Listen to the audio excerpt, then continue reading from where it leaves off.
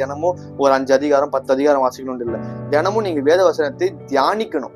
தியானிக்கிறது என்பது அந்த ஒரு வசனத்தை தேவன் உங்களோடு கூட பேசும் பொழுது அந்த காரியத்தை குறித்ததாய் நீங்கள் ஆண்டவரத்துல கேட்டு அதை வார்த்தையை குறித்து நம்ம மெடிடேட் பண்ணணும். அப்படி பண்ணும் பொழுது நமக்கு அதிகமான காரியங்களையும் வெளிப்பாடுகளையும் தேவன் தர வல்லவரா இருக்கிறார் பிரியமானவர்களே. அதை தான் நம்ம அதிகமா பண்ணணும். அதே மாதிரி ஜெபம், எவ்வளவுக்கு எவ்வளவு நாம் அதிகமாக ஜெபம் பண்றோம் நம்முடைய ஆவிக்குரிய வாழ்க்கை அதிகமாகிட்டே போகும். ஆவி அதிகமாக ஆவியில அனலா இருங்கன்னு ஏன் ஆண்டவர் சொல்றாருன்னா, ஏன்னா ஆவியில அனலா இருந்தாதான் இந்த அசுத்தமான காரியங்கள் உள்ள வரும்போது எரிச்சு போட்டுரும். நம்ம ஆவியில அனலா இல்லைன்னா என்ன ஆயிரும்னா இது ஈஸியா ஓவர் கம் பண்ணிடும் பிரியமானவர்களே. இதை குறித்து நம்ம ரொம்ப கவனமா இருக்கணும். அடுத்த ஒரு காரியம் என்னன்னா, நாம திருவிருந்து எடுக்கிறோம், ஹோலி கம்யூனியன். இது ரொம்ப முக்கியமானது பிரியமானவர்களே. ஏன்னா அநேக நேரத்துல நாம் ஹோலி கம்யூனியனை சும்மா ஏதோ ஒரு அப்பத்தையும் ரசத்தையும் கொடுக்குறாங்கன்னு சொல்லி நினைச்சுக்க கூடாது. அது நாம தேவன் வர வரைக்கும் நாம ஒரு ஃபாலோ பண்ற ஒரு பெரிதான ஒரு உடன்படிக்கை. தேவன் சொல்றாரு, நான் வரும் வரைக்கும்